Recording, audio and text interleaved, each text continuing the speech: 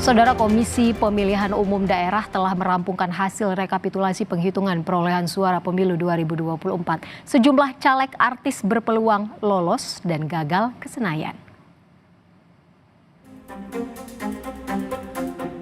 Dengan bermodalkan popularitas, sejumlah artis ikut maju menjadi calon legislatif di pemilu 2024.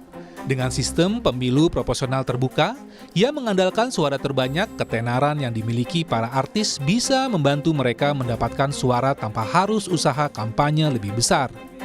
Kawan-kawan artis tentu memiliki sejumlah kekuatan, terutama terkait dengan pengaruh dan popularitas. Dan kalau misalnya kita bicara rumus dari elektabilitas, tentu harus memiliki basis popularitas yang kemudian popularitas tentu harus linier dengan ketersukaan atau likability, dan kemudian kalau misal digarap secara optimal dengan sosialisasi, dengan door-to-door canvassing, maka kemudian bisa berubah menjadi electability atau keterpilihan.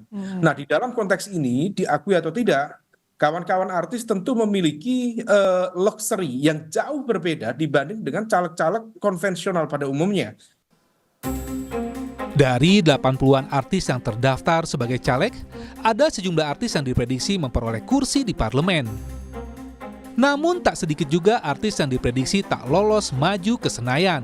Sejumlah artis yang diprediksi lolos ke Senayan diantaranya musisi Ahmad Dhani, yang memperoleh 134.227 suara yang maju dari Partai Gerindra di Dapil Jatim 5. Lalu ada Farel Bramasta dengan 94.810 suara dari Partai Amanat Nasional di Dapil Jabar 7. Kemudian Nafa Urba memperoleh 67.652 suara dari Partai Nasdem di Dapil Jateng 6. Sigit Purnomo atau Pasha Ungu bertarung untuk Partai Amanat Nasional atau PAN di Dapil DKI Jakarta 3 dengan 50.222 suara. Ada juga Once Michael yang maju melalui PDI Perjuangan di Dapil DKI Jakarta 2 dengan 47.896 suara. Serta Uya Kuya dengan raihan 43.326 suara untuk PAN di Dapil DKI Jakarta 2. Di sisi lain, meski meraih suara tertinggi, ada juga artis yang diprediksi tak lolos ke Senayan. Mereka diantaranya Krisdayanti dengan raihan 70.111 suara. Diprediksi tak lolos karena kalah bersaing dengan sesama caleg PDI Perjuangan di Dapil Jatim 5. Lalu Anang Hermansyah dengan raihan 39.086 suara diprediksi gagal lolos dan juga kalah bersaing dengan sesama caleg PDI Perjuangan di Dapil Jabar 5.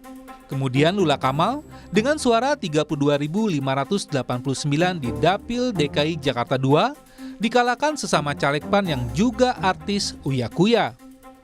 Begitu juga komedian Narji dari PKS di Dapil Jateng 10 diprediksi gagal lolos meski meraih 19.178 suara.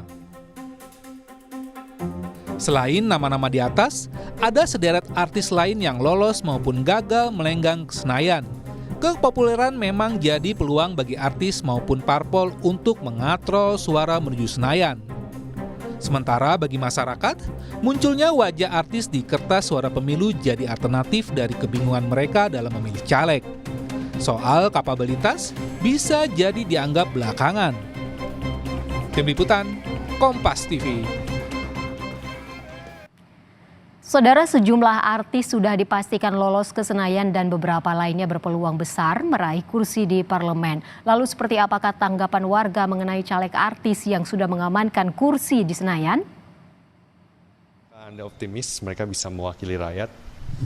Sebenarnya sih optimis nggak optimis ya, karena beberapa kan ada yang kelihatan di publiknya selengean, ada juga yang kelihatan dari covernya tuh kelihatan selengean, ternyata pas udah terjun ke masyarakat ternyata kerjanya bagus gitu ya. Kita lihat aja sih ke depannya gitu. Harus bisa jadi perwakilan rakyat, ya harus benar-benar mampu, karena mereka udah lulus kan. Ini bukan main-main maksudnya, harus mampu gitu.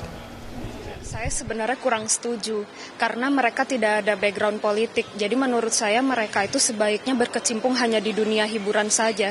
Karena kan mereka selain kurang memiliki pengalaman dalam bidang politik, mereka juga memang backgroundnya bukan dari situ. Mereka itu backgroundnya itu dari tanah hiburan aja. Jadi kalau menurut pandangan saya pribadi, saya kurang setuju. Jadi memang saya setuju, siapapun itu hak setiap orang kan, memang itu dia lindungi oleh konstitusi. Tapi orang yang mau belajar nggak? Jangan nanti kalau seandainya, mohon maaf ya, kita tahu semua, di DPR nanti pada tidur ya kan, nggak ngerti apa-apa, akhirnya malu, minder. Nah itu bagaimana? Pertanggungjawaban kita kepada pemilih bagaimana? Saya pasti sama ya seperti masyarakat yang lain. Kalau bisa mewakili aspirasi-aspirasi di masyarakat kalangan ke bawah gitu. Karena memang jika melihat di sekarang ini kan banyak sekali ya DPR yang apatis atau tidak mendengarkan masukan dari masyarakat.